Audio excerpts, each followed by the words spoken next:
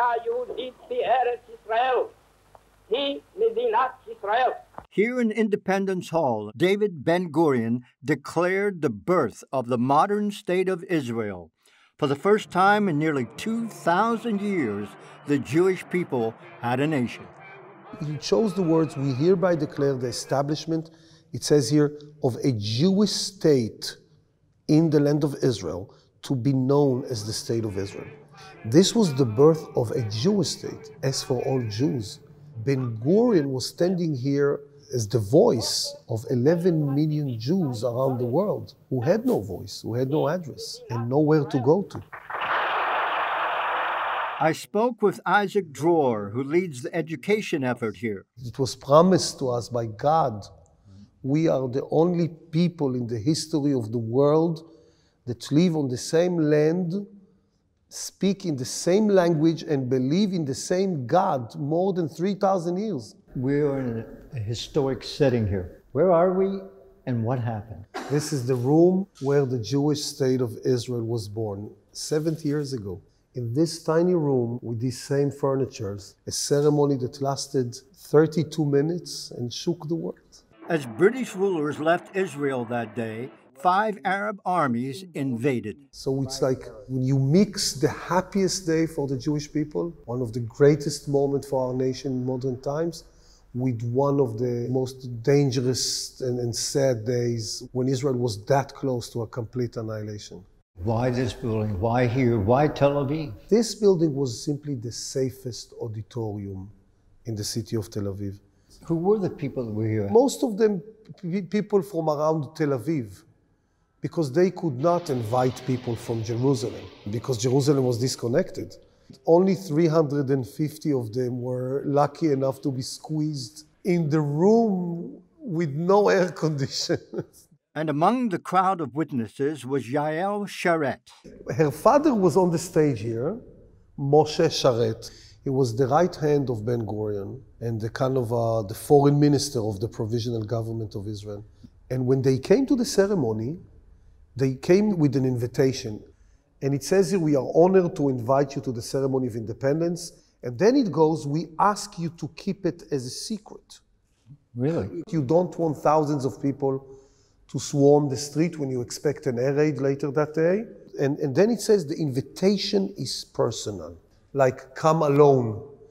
And here you have Mr. Moshe Sharet, who brought his daughter with him. And not only his daughter, but his sister as well. And Moshe Sharet said they will share the same chair. I met Yael Sharet Medini at her home near Tel Aviv. Here is my aunt, and this is my forehead. Hopefully there's something behind it, as I say.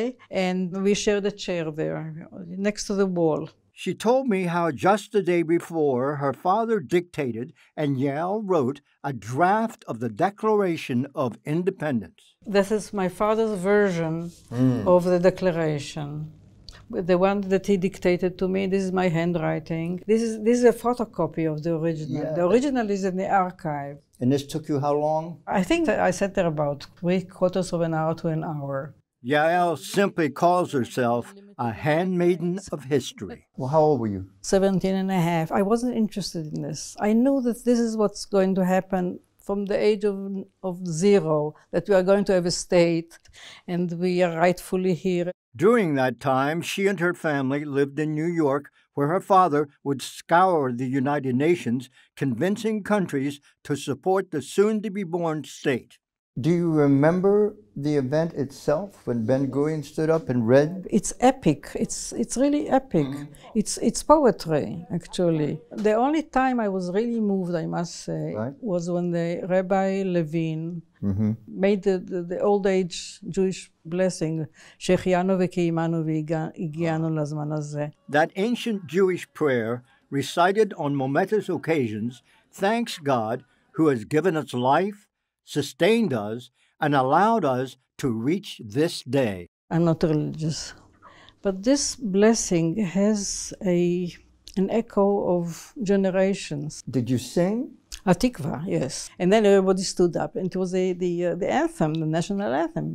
The very next day, which was the Sabbath, President Harry Truman became the first world leader to recognize Israel. The Pentagon and the State Department truly believe that Ben-Gurion, the leader of Israel, is leading the world into a new catastrophe. One person, however, thought differently.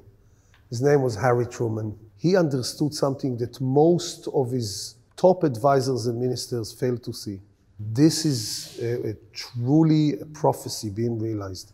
70 years later, it's clear that Truman was right. We are faster, better, prettier than ever today. The economy of Israel is doing wonderfully well, what they call a startup nation.